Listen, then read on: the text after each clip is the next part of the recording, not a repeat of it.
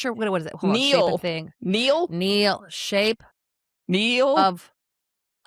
Neil. Hey everybody, welcome back to Call Time a Theater Pod, where every role in theater matters. This is the space where we can talk about it all, where we can laugh, learn, and sometimes call out the chaos. So sign in on the sheet, cause it's call time. Today, everybody, I am joined by probably one of the most hysterical people I have met. And if you haven't seen her content, you're wrong. Just straight up, just wrong. Shame on you. With me today is Casey Balsham. Hello. Thank you so much for having me. This is exciting. Yes, I'm so excited to have you here and laugh with you and learn with you and grow with you because we are all spiritually in New Jersey. We're spiritually in New Jersey, so it's only up from here, babe. Truly, truly, truly. And speaking of which, let's take a look at what's going to be happening on today's show, shall we? Let's do it. But just being funny in real life doesn't necessarily translate into can do this in front of a bunch of people while there is like a spotlight on me. I feel so attacked right now.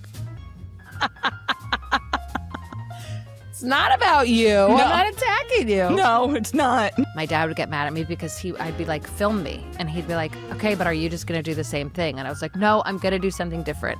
And then he would film me. And then I would just start like doing the same thing, like dancing or whatever. Oh my gosh. Wasn't that great? That was insane. I think I have new abs from just the workout. We went for it. We're really going for it. I'm ready for my spring summer body now. Thank you. Thank you for that. You're welcome. So, Casey, I got a question for you. Sure. It is in my heart of hearts that I believe that there is good theater cringe and bad theater cringe. Exactly. And I would love to know what you would put in those categories. I mean, it's in the broader sense, all theater, anything is cringe, but in the best possible way. But if we're talking in something that you can see with your eyes, good theater cringe is what to do to die today. Bad theater cringe is having an exorcism in the middle of an audition room. Bad theater cringe is, good theater cringe is ma. Bad theater cringe is like it's you don't have to be a psychopath. We get it. You're acting. I think bad theater cringe is people that act when they're not in the acting space. Like, have you ever talked to an actor outside of an actor space and they're just like so serious and you're like, eat a fry, like stop it. That's bad theater cringe. Good theater cringe is I'm so excited for this project. I'm so excited. Bad theater cringe is I am the character. I stopped eating for 10 weeks so I could pretend like I was Willy Wonka or whatever it is. You know what I mean? That's what I say. To get Willy really Wonka into character. Just doesn't eat. He's sick. My gosh. He's sick. He's very sick now. He has to give away the factory. I love how you just identified both wolves that are inside of me during college. Like, I was like, wow, you knew me Monday through Friday in college. It was all of us. It was me too. Trust me. Oh my gosh. Meanwhile, I also think about when I did Evil Dead the musical. Yeah, for those of you who have that, yes. For those of you out there that have had this game going on, because I have heard rumor every time I mention Evil Dead the musical, you take a sip of something. Take a sip. We love it. I was in the show 3 times. It's one of my favorite things that I've ever done in my life, but specifically with the last production I did, I would go as a warm-up. I would go into like the costume closet and I would do the final chorus of Oklahoma as a way to warm up my belting. But then I would just start like screaming and making noises. Just like, because I felt that was the only way to channel my feral Cheryl. It was the only way. Good for you. It's good for you. It's something. It's something. You got to get it out. So it stays inside. Yes. Yes. Yes. Great examples of theater cringe, without a doubt. Thank you. I think we all felt seen right there. Whichever person we were, we felt seen. And I've been both. And I can't wait to tell my therapist all about this. So our topic today is we're going on a journey. We're going on Casey's journey because you you're in theater, you're in comedy, you're in theater comedy, you have your own podcast. It's amazing things. But specifically, before we get into that deep dive with our snorkel, I was sent this very interesting hot take about stand-up that I really would love your opinion on. Oh, give it to me. So it was sent to me that there are a few people out there, who think that crowd work is not real comedy. Thoughts and feelings? Here's the thing. We all of a sudden, because when stand-up started, it was get on stage, write as much as you can, blah, blah, blah. The internet comes, and now it's how many followers do you have? You can't even get booked unless you have followers. And people, as there are crazy comics who can write an hour a year. Couldn't be me. Couldn't be a lot of people I know, okay? I barely 47 minutes, and I'm like, I need to get the hell out of here. This has been too much of me talking. So I think the thing is that people are very precious about their material. So they've started crowd work so they can put the clips out so they can get the fans, and it's working. But so a lot of it is like, they have answers before.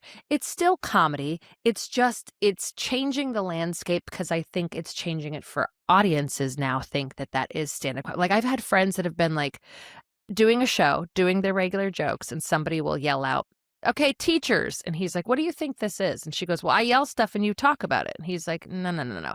So I think that there's people that aren't maybe privy, which I will say a lot of people are getting a lot of people know a lot about stand-up now. Like it's become really mainstream whereas, I used to get off stage and people would be like, I liked your bit, or I liked your stuff. And now people will be like, hey, good set. Your closer was awesome. Like they know the lingo. So crowd work is comedy. It's just, it is taken on a life form of its own because some people have gotten very popular with it, but it's not the whole kit and caboodle. It is a way to put yourself out there without burning your written material. But also sometimes I feel like now comics are purposefully doing it just to get clips instead of just giving a show that they might have given. But also like people that are successful but are now doing theaters and are millionaires. So who am I to say? I'd love monies. I'd love it. I'd love to have it. Yeah, I'd like a little bit more of it. Yeah, absolutely. I'd like a bunch. I want all of it. So it's basically a marketing tactic at this point. It's a marketing tactic. Yes, exactly. And I think on like any other marketing tactic, if it's used correctly, can absolutely benefit you. But I feel like people can get it a little confused where like it's replacing.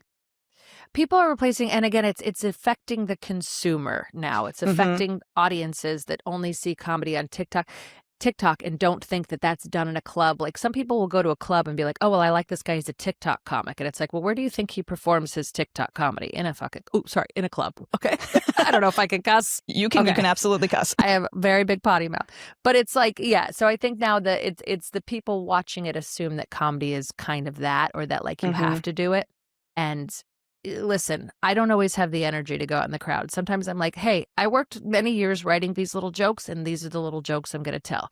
If you're from Pittsburgh, good for you. I don't have a joke about it. I'm not going to make fun of the Steelers. I don't care. I'm going to talk to you about my mother, okay? Because I'm getting paid. Yep. This is what I've chosen to do with my night. So yes, I think you nailed it though, saying it's a marketing tool. It's very much a marketing tool now. And I'm learning so much about it. And I'm excited to learn more. Yeah. It is fun to see some of these interactions when they really go awry. Like I have a lot of good friends that have made their career on crowd work, and it can be very, very fun. You can because people will talk. If you just keep asking, like they will say something. And that's the fun part where you're like, we're 3 questions in and now I know that you're in a polycule and your mom is I don't know, a politician. I don't know. It's like people just talk. They will give you all the information. That's very fun. I love that. I love that. Now, this is the part of the show where I would have an ad read or an ad break, but I don't know if I have one yet for this episode. So until then, we're just going to sit here and look at the camera.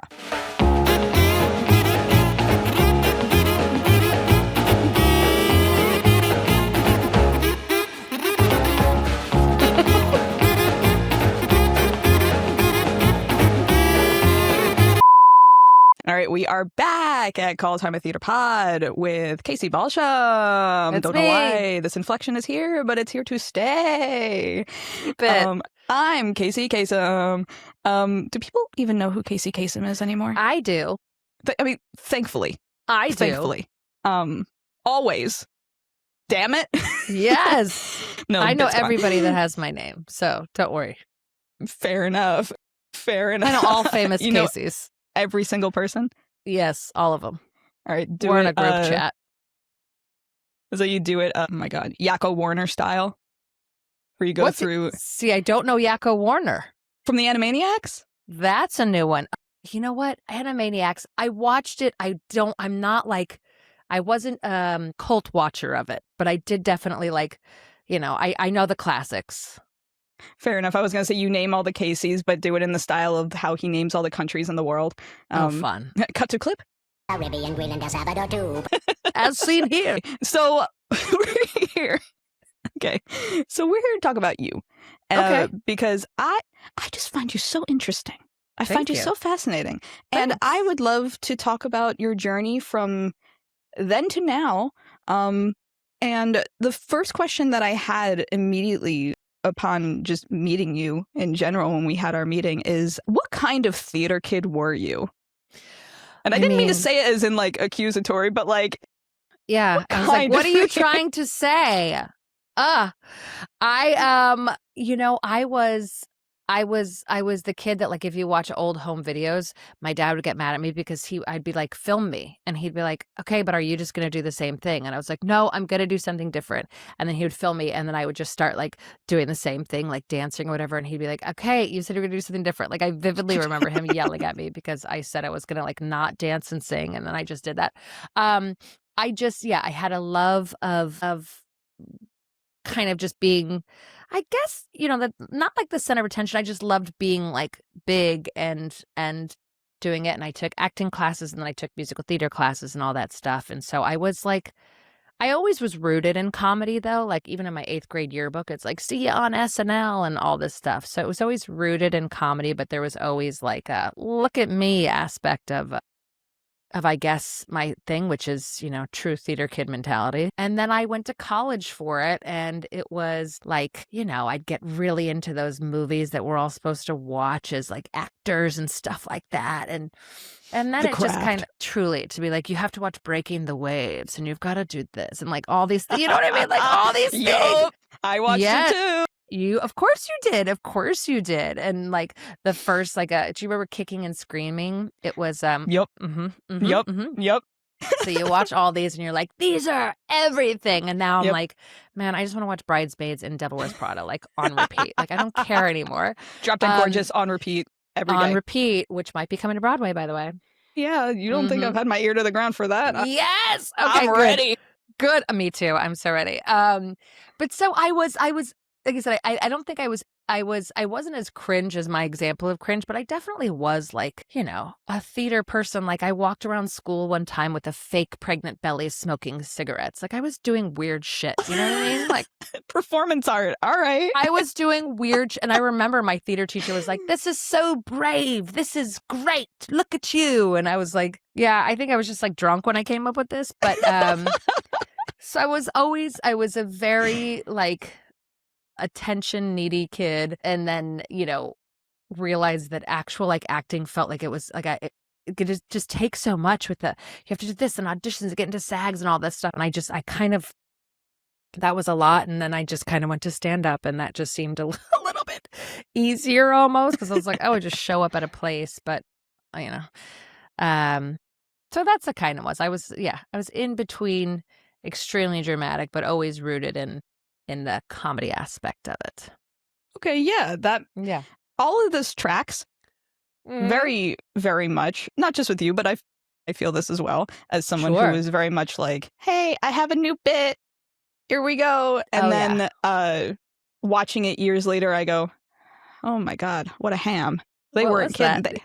When I was a little kid in Sunday school, we... You know how in Sunday school and Hebrew school, you teach little children ethics. Absolutely. Of course. Why not? Ethics. And we had to write plays based on whatever the lesson was. And I wrote a play. And here's the thing. The rule was that it was like a little skit play. It was a skit. Somebody else had to be in it, but nobody wanted to be in it. So I was just me doing, writer, director, star, of course. Oh, yeah. And I was also in drag. So I would look. Why wouldn't you be?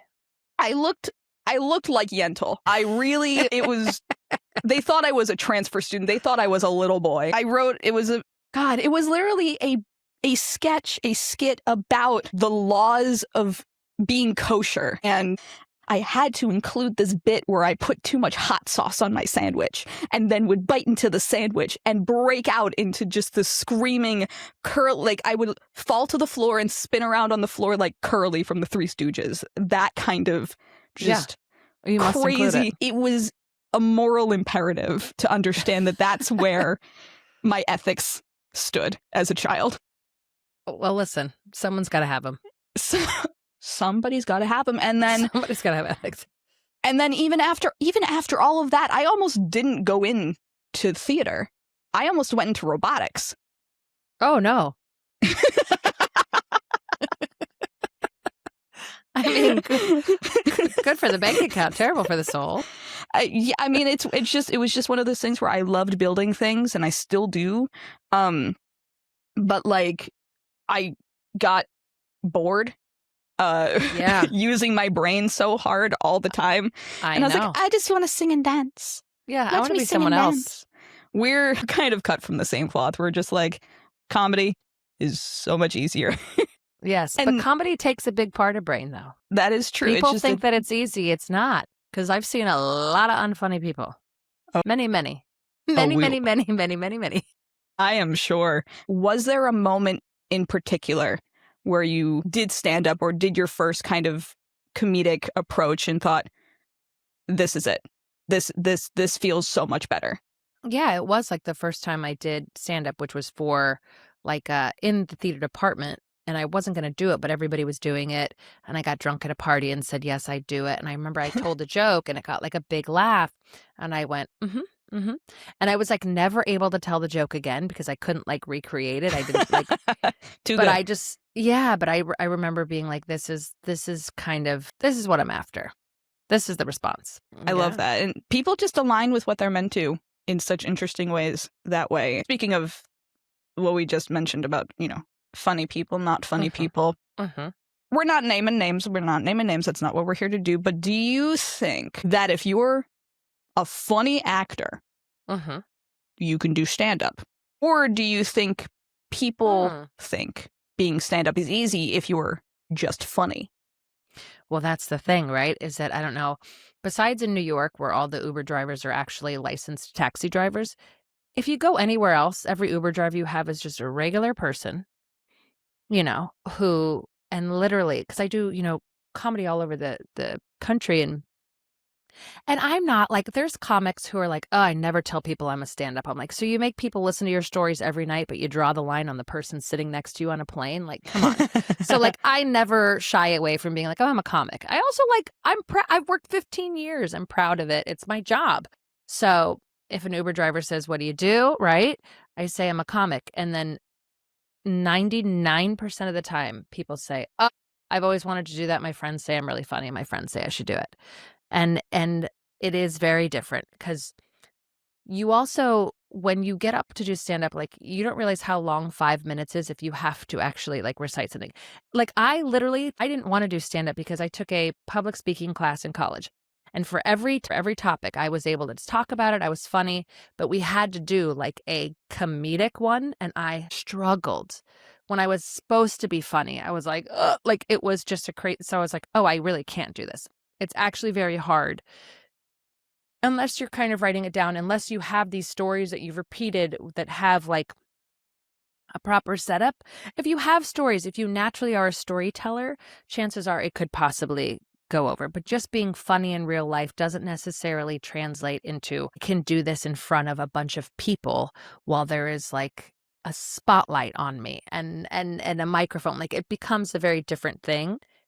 And as far as like actors being stand-ups, I've seen a lot of actors like play stand-ups, and I guess it just depends. It really just depends because I mean, I think you also have to be really likable. So I think there's a likability factor, and I think if you're extremely likable, you can kind of get away with anything. And a lot of people have made careers on being extremely likable. Mm-hmm. So it really is just because, stand-up, you got to be like, the joke's got to be funny. You have to be likable and like got to have like the timing. And it's like, if you can kind of connect the dots, it doesn't matter who you are. Because there's also a lot of stand-ups that aren't funny in real life, but they get on stage and you're like, where the hell did that come from? So it really can be a crapshoot. But if you can do all the three things, then you can be a stand-up. But just being funny doesn't necessarily mean you can be a comedian. It means that you are funny and be funny. But like, case in point, be funny. You can be funny, but like, there's just a lot of other things that work to actually do it on the stage. And but I'm saying it's hard and it's terrifying. Mm-hmm. It's terrifying. Yeah. I don't actually think people realize that element of it until they try to do it, and then they go, "This is the worst feeling in the world. Why do people do this?" Mm-hmm. You go, "Well, now you know." And now you know. If you want to continue, put in the work. It's like anything. Good effort. Get comfortable. Yeah. You got to get comfortable. You don't just, and then that's another misconception. I think people think that just they decide and they get to do shows. It's like, buddy, you got a lot of work to do before you get to the clubs and stuff like that. Although sometimes with social media, people are skipping the line because they'll put like it's a very different landscape now. But bottom line is you still got to deliver on stage. I will admit that because I know quite a few people who do stand up, and awesome, which I love them. They're awesome. I really appreciate everything that y'all do and the fact that you're trying. I once spent a good chunk of my summer going to their shows. Please go to see shows. But I spent a good chunk of the summer going to their shows and being a shill for just laughs. That way, because if there's which I always felt a little bad about, because if I'm the only one laughing, then I feel like I'm not giving them good feedback on if their bit worked. But do you do you think that it's hard to stand up there when nobody laughs? I'll tell you that. Yeah, it's hard. Dead silence, and you're just like, I would say, be completely honest with me. Should I not have done that? Should I have? To quote Reddit, am I the asshole for laughing at my friends' jokes even if they aren't funny? No, I think you're a good, because here's the thing. Even if your friends aren't funny, they're your friends, and you probably still think that there is part of them that is funny. So I think it's not like you're doing, it's, because trust me, if they're on stage and only one person's laughing, they should know. Like they'll know. And I think that, I think that it's our natural, especially as people who are, I do think like even as self-centered as like theater people can be, because it is like, watch me. We're also very giving. Like we are people pleasers. We are people pleasers to a fault. And so I think that also like it's just in us. We couldn't sit there and like, even if you tried not to laugh, you couldn't. You would do it because you would feel so uncomfortable. So I don't think you're an asshole. I think you're a regular person watching your friend and being like, I'm going to support you and I'm going to laugh like it's the funniest thing you've ever said, even if it's fine. Fair enough. Because Thank there's you. no way you could sit there silently. We just can't. No. I will also admit I tried once because my friend was like, no, don't laugh unless you actually think it's funny. And then they did a joke and it was crickets. And I'm sitting there like,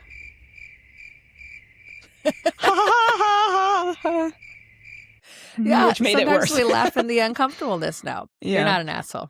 Cool. Thank you so much for validating a supportive friend and a good theater girly. Thank you.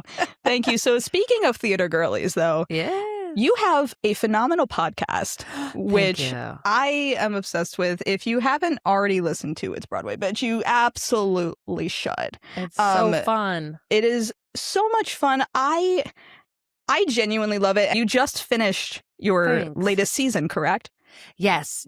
We have to take little breaks. It's I actually still have a couple episodes that I have recorded, so they'll be like, coming out 2 months after, but one with Lauren Marcus and one with Plasma, which I love. Oh my gosh. Yes. So, and then I've got a couple other really cool people on the docket because I'm very interested too in some of the production stuff. So I have like an intimacy coach coming on. Yeah. Leslie Kritzer has said she wants to come on. So just like dream guest, just like I love her.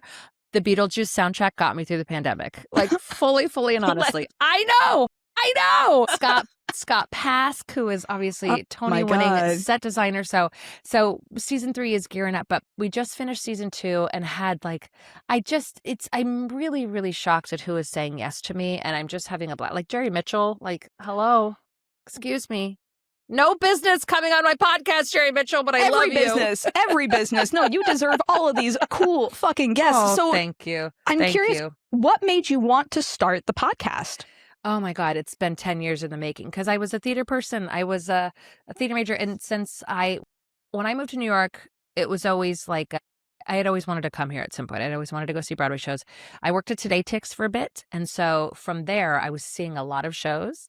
And then I just kind of never stopped seeing shows. And I was like, I should really do something with this. And I tried a couple different variations. Like I had something called like Dinner in a Show where I was trying to give like, go eat here and go do this. And this is how you can get a cheap ticket. And go to this and do this. And then I realized like a lot of theater fans are younger and they're not all like trying to get drunk before a show like I was, which is kind of what I was like, this is how you get buzzed before a show. And this is how much it costs. Like I literally, and then I tried to do that. I was trying to do stuff where it was like, let's get drunk and see a show. And I'd be like, this is where I went before. And then I got this and I'd like film a little bit of the inside of the theater and I'd film the curtain call. And then ultimately it was like, I wanted to talk. I want to be a personality in this world. I feel like there's not a lot of comedic people, again, because theater is so like, again, we're all so dramatic that I just wanted to be a little bit lighter with the conversations. And they do, they go down the path. They're light, they're dark, they're whatever. We get into some heavy stuff. We also just kind of like, I try to have a little fun with them. Mm-hmm. And I hope that comes across. Yes. And it's just, oh, great. And I've always wanted to kind of like, my dream would be to do like red carpets on opening nights and just kind of like be a voice in this world, like somebody that they were like, if we need somebody, let's go to Casey, because I truly love it. And I just love it. And it took me 10 years to pull the trigger on doing it. So yeah. I understand. This podcast is 8 years in the making and had to I was like, oh, I'm not ready. And then I was just like, you're never going to be ready because being ready is not a feeling. It's a decision. Correct. That's a really good way to put it. And I lucked out that my friend Mike, who is my co-host and my producer, built out this amazing podcast studio. And he's also a huge Broadway fan. So when I was like, I want to do this, he's like, let's do this. And so it's really nice to have somebody that's like as into it as I am. So it's really fun. It's very fun. I also am absolutely manifesting for both of us that we do red carpets because I feel let's do it. Like Tony Awards I'm gonna say Tony Awards 2026, but like Tony Awards period. Permanent Tony Awards spot. Period. It's on my vision board every year. Mm-hmm. I know I'm meeting with my team to kind of try to manifest and try to see if we can make some Tony content to get some attention, because I know that sometimes they ask podcast hosts. They have asked people in the past, so why not us? Why not us? Why not us? We're available. The official date is blocked out in the Cal just in case. I got it open, babes. After thinking about everything that led you to this point, especially with the podcast, do you feel that if your career were different, you would still have the podcast? So I actually was on the verge of quitting comedy and just focusing on the podcast. I was I really just want to do this. And then I had a video go super viral, and then a bunch of things started happening, and I was like, okay, I'm still a comic. It was a little, again, like, a universe nudge. And now I've got these two very exciting things happening. I've got a lot going on in comedy, and I'm working on a lot for the podcast. Like, we kind of are in talks with a couple different productions right now to like work with them. And it's everything I've ever wanted. And I have no time to do anything. And I have 2 children, and I don't know what I signed up for. Superhero. I need another body. I need multiplicity. Cloning? Let's go. I need Michael Keaton to come and handle some shit for me. But no, I was ready to kind of just go fully into this other world, and comedy, as it always does, dragged me back in, and I'm grateful. I'm grateful for both, because I think it does. They work hand in hand. one is successful, the other gets success. Like they're going to work hand in hand. So Yes. I'll keep them both. Good. Please. Damn it. No, but with all the guests that you've had, all these amazing, incredible guests that you've had on the podcast, has talking to your guests ever made you reflect on your own path as well? Interesting question. For sure. And actually it's been very helpful to know that there's these people who have been doing this for years. Christiane Knoll, like a lot of these people that are legends that still question themselves, that still have a bit of imposter syndrome, that still are wondering what's next, because that's every day as a creative. So to read off Tony nominees, Tony winners, people that have been in productions, people that have been in original Broadway productions, that have written things, and hear them go, yeah, I don't know. Sometimes I feel like there's not a place for me, or I don't know what comes next. Or to hear like, Alex Brightman be like, they don't just send me stuff. I audition for everything. To be like, what? I know. What? My boy. I love him so much. Me too. He was such a delight. Such a kind and funny person. But like to hear that all creatives, nobody feels like they're nailing it. Everybody's kind of feels like they hoping for the next thing and hoping that there's something for them. And so it's been, as much as it's like, we all doubt ourselves, it humanizes the arts, and it made me go, okay, every time I have those self-doubts, this is not like a singular thing. It's everybody feels the same things. And in that, you almost feel like you can go on, because you're like, well, if this Tony winner felt like, nervous about this, then I can feel nervous about this, and I can keep going. So that's always inspiring. Yeah, for sure. I can appreciate that without a doubt, although I would still be sitting there starstruck going, you're talking to me right now about this. There's definitely been a couple people that I've been nervous for, that I've been like, all right, shake it off. Because it's because I'm a fan. And I think I'm a that's Broadway fan. The best part about connecting with people like this is like even like, I'm a fan of yours. And the fact that I'm speaking with you, I'm like, huh? What? Crazy. I'm just sitting here in my bedroom in Jersey. Same. Oh my God. We're all the same. We're all spiritually, we are spiritually, in New Jersey. We're all in Jersey. That's what we mean. And it's just one of those things where we really are we all have so many more shared experiences than we could ever even think of. Because again, we're all just we're taller children. We are still those children who are making bits, being like, film me. Oh my gosh, what's the ethical thing of kashrut? Put some hot sauce on that sandwich. It's it's all the same. What are we but taller children? And I really love that we have such a great medium to really express ourselves in multiple ways and connect with others who are like, yes, I understand. And you go, you understand? And you feel seen and very chosen. Yeah. And exactly. I love that for artists like us. For us. Truly. All right. Alrighty, everybody. It is now time for the star section of the podcast. I'm trying to switch it up. I know I usually say it's the favorite part because I hear how you whisper about it in the corner, and I'm very flattered and I really appreciate it. But we're going to do the green room games. I do the do-do-do-dos, but one day I'll get a jingle. Get a jingle. What game we are doing today is we're doing Show Schmo, which is where we are going to go back and forth a few times and describe a show, a musical, a play, what have you, in one sentence, as weirdly or vaguely as possible, and the other person has to guess. Okay. Casey, are you ready? I'm ready. Woo! All right, so I will go first. Okay, this is a musical. It's cats, but not about cats. You're in town.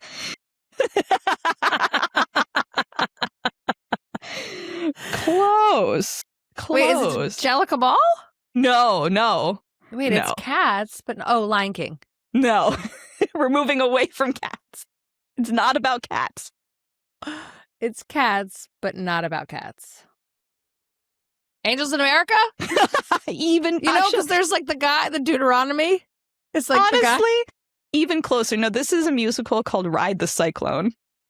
Oh, I have heard of Ride the Cycle. I know it's got this kind of like cult appeal. Mhm. I have read a lot about it and I have never seen it. Fair enough. And honestly, I'll send you. There's a pro shot. I can send it to you. But like, it really is. And I know a lot of people in the community joke about it. It's basically the plot of Cats, Hilarious. but there are no cats, and That's it's great. funny. It's great. Okay. Yeah, I know people love it. People love it. Yeah. Okay. Here's mine. It is a musical. It is about a woman in the South, and she gets pregnant, and the dad throws the baby in a river, and then but he lives, and she meets him later. It sounded like a shopping list for a moment. I don't know why. Yeah. Okay. Okay. I think I know, but then I didn't, and I'm gonna go for it. Is this Bright Star? This is Bright Star. This is Bright Star. One of my favorite musicals ever. I love the music. I loved Carmen Cusack. I loved everything about it. And everyone was like, okay. I loved it. They weren't ready. They weren't ready for Bright Star. Nobody was ready. Nobody was ready. That's true. Underrated show. I think it's an underrated show. Pie. For everybody. It's not Waitress, is it? No, it is not. Pie for everybody. It is a lyric in Waitress, but that's Sweeney Todd? Yeah. I was like, I got you. You got me. I know you're doing these quick ones. Okay. This is a play. One of my favorite plays. 4 friends, single, then not single. Celine Dion song.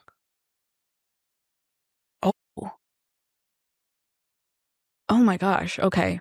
Single and not single. 4 friends. It's a play. That's not it. Marisa. Why is it that I immediately said in my brain God of Carnage? That is not God of Carnage in any sense of the word. No. And I think, and also like, it's been a while since I've seen it, but it just came to my mind. It's like, yeah. It's and this 4 isn't friends. Shape of Things. No, but Shape of Things. Oh, talk about theater cringe. The amount of times I would just read that play to be like, Shape of Things. Oh my God, you're bringing me back to a personality I once had. I mean, same. I also hate it so much. I think I might actually genuinely have another episode where we just shit on Shape of Things because. But who's the playwright again? Because what else? What's his name again? Oh no, hold on. What's his name?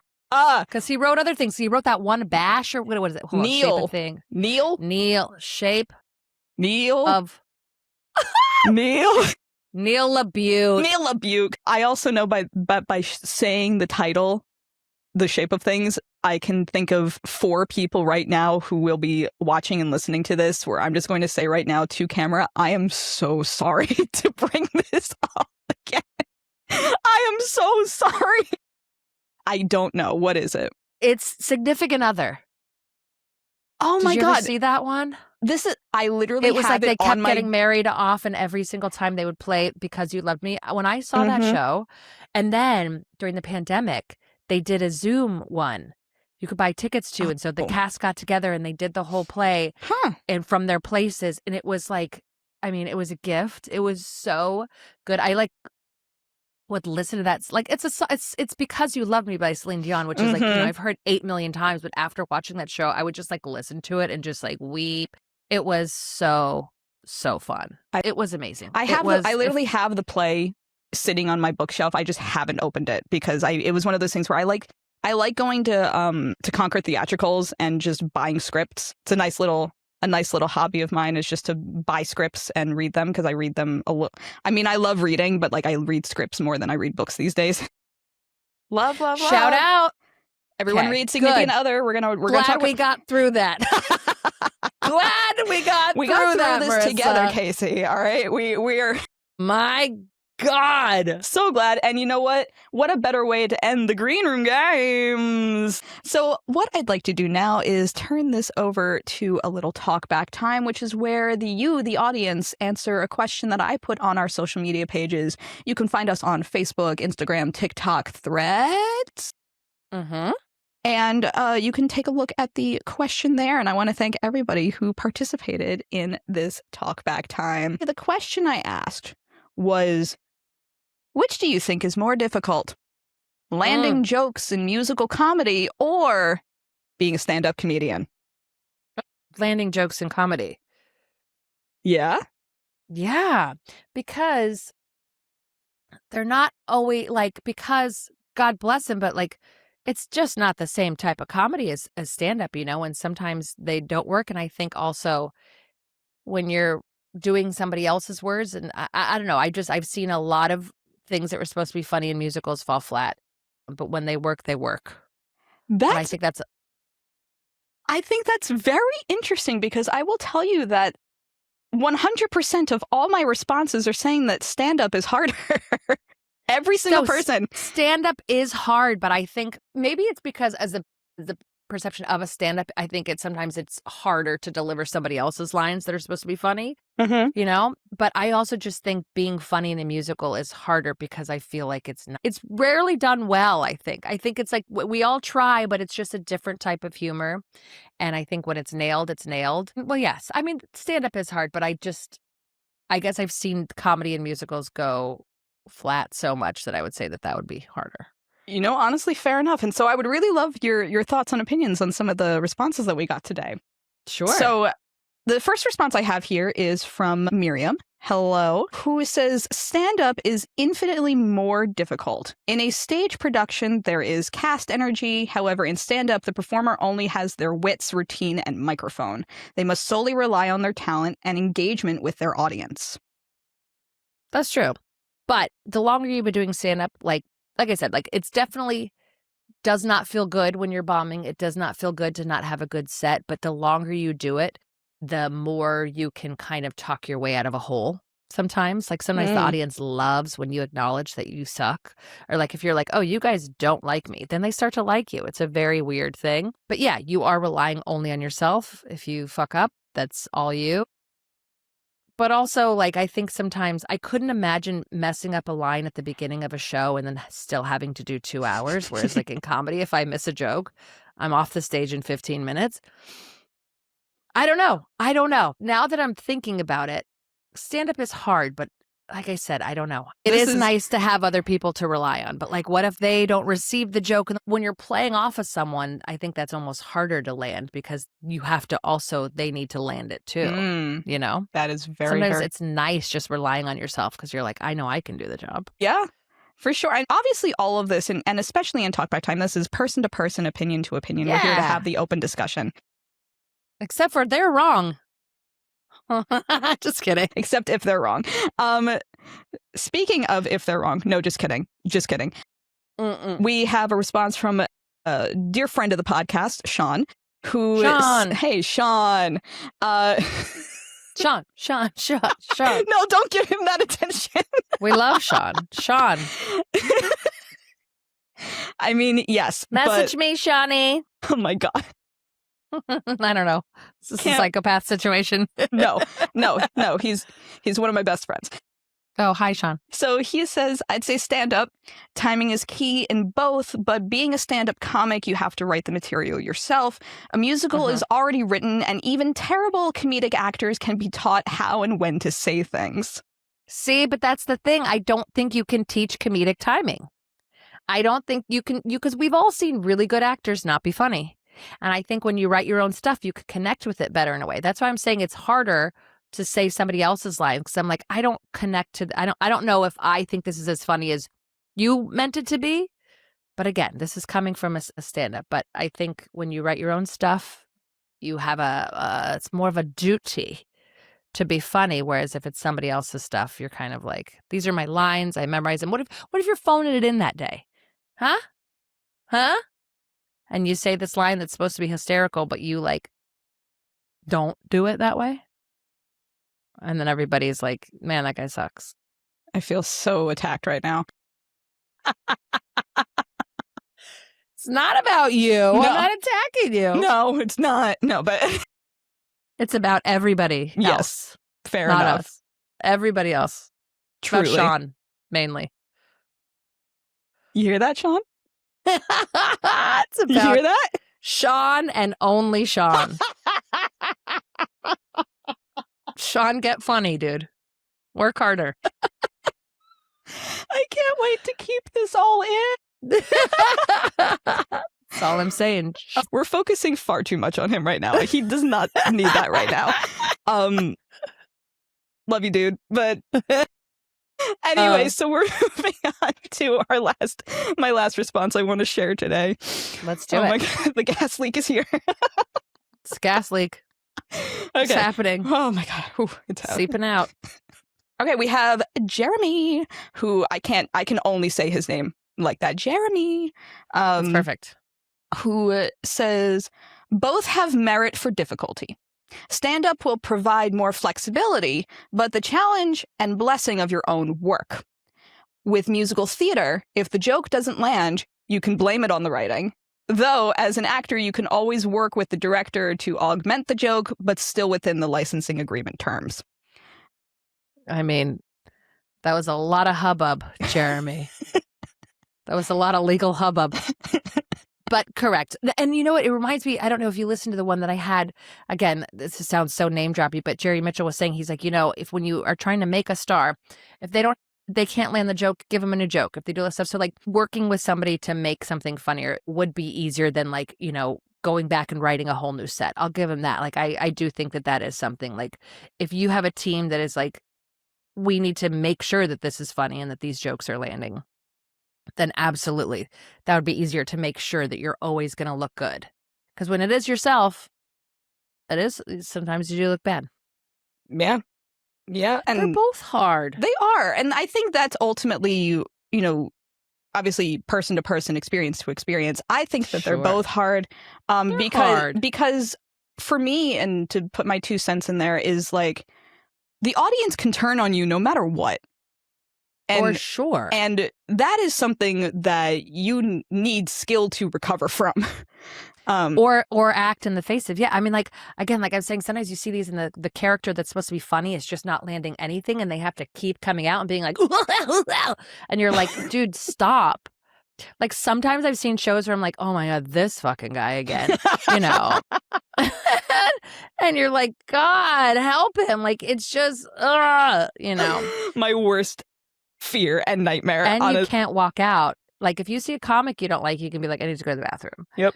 But if you're in a show and like the yuck comes back on and you're like, this guy stinks, or this, I'm you know what? I'm not even going to say this guy or girl. I'm going to say this guy. Yeah. This guy stinks. All women are perfect. That's why, nobody's, no, not a single woman I've ever met has ever made a mistake. So yeah. I'll just say that. Done. But yeah, you kind of have to watch them for 3 hours, which is a lot. Yep. I will say the comedy ones that are getting it right, though, are getting it right. A good reminder, as I've said a million times on my podcast, write the thing, do the thing. Yep. Whatever your crazy brain has in there, put it down, write it on paper. Mm-hmm. Titanic and Oh Mary should not work. They are both so successful because they're just what they are. Yep. I think they did it. I think the wonderful thing that I've seen in work recently is that there is a growing trend of like truly authentic like vibes of being like, yeah, this is really silly and really stupid, but it feels right. It feels right. Feels right. I think that ultimately that's what we learned from both musical comedy and from being stand-up is just it feels right. Write the thing. Write the thing. Do it. If it's funny to you, it's going to be funny to somebody. Write it. Yes, exactly. Yeah. Write it. Amazing. I would love to thank everybody again for participating in this talkback time. Feel free to write your thoughts and feelings in the comments below on the post wherever you find it, because I genuinely want to hear from you. And Casey, believe it or not, we are coming to the end of our time together, which is shame. We're just going to have to do it again another day. Gladly. Yes. So I want to turn this over to you, though, before we skedat and just have people know where can they find you? What's going on? Anything coming up that we should know about? Season 3, if it is not already out, it is coming out of It's Broadway, Bitch. Please go over there. Go listen to the old episodes. There's some really, really, really cool amazing people that I've got to talk to that ranging from, again, like Jerry Mitchell to somebody who is trying to get on Broadway. So please just go support the podcast. I'm at CaseFaceB on Instagram, CaseFaceb. I am filming a comedy special in New York City, May 29th, in Brooklyn at the Bell House. So it won't be about Broadway, but hopefully it will be funny and you'll learn something. It is all about, I'm going to say it's not going to sound funny, but it is about infertility. It's about my journey to getting my 2 glorious children, but it's funny. It is funny and it's informative. And so please come. If you can't afford tickets, message me. I will get you on a dang list because just come. And yeah, and then besides that, I'm all over New York City. So just follow me. I'm always performing somewhere. So, and please rate, review, subscribe. Call Time at Theater Pod, and it's Broadway Bitch. Listen, call to action. That's the only way that podcasts keep going. If you like listening to a podcast, just hit the 5 stars, leave a review. It helps us tremendously. Yes, it does. Please. I would also like to make this my job, please, besides being an actor. Right? So let's help each other out and please help us. Please go listen to It's Broadway Bitch. You will grin from ear to ear like I do whenever I listen. And Casey, I'm so freaking glad to have had you on the show today. Me too. Thanks for having me. We had a great time. Yes. And I will put all of Casey's information on screen and in the description box below. My goodness, what a time, what a journey. Look at how far we've come. Look where we are. I'm so proud of both of us. I finished a whole LaCroix. Yes! This has been a journey indeed. That is, I have done my job.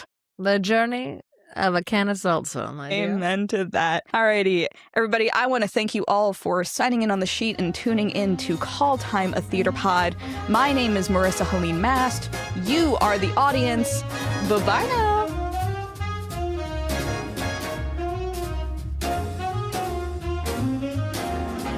This podcast was made possible through the support of viewers like you. Thank you.